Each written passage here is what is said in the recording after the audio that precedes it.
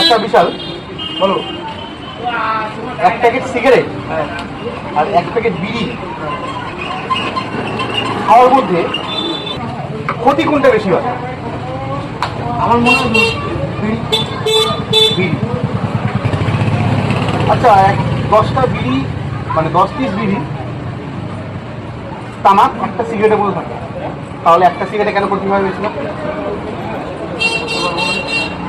যেটা কাজ কর, তুই এক প্যাকেট সিগারেট আর এক প্যাকেট বিড়ি দিয়ে বাকিটা আমি তোমাকে বুঝি যে কেন ক্ষতিটা হয়। কি করে ক্ষতি হয় না বোঝাও, তারপর আর বলবো।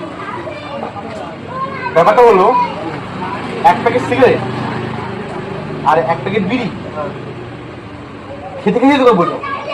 क्या क्या कहना कहना क्या चाह रहे हैं भाई आप? আহা, আমি পারি না আর পারি না, আমি কেন মরি না।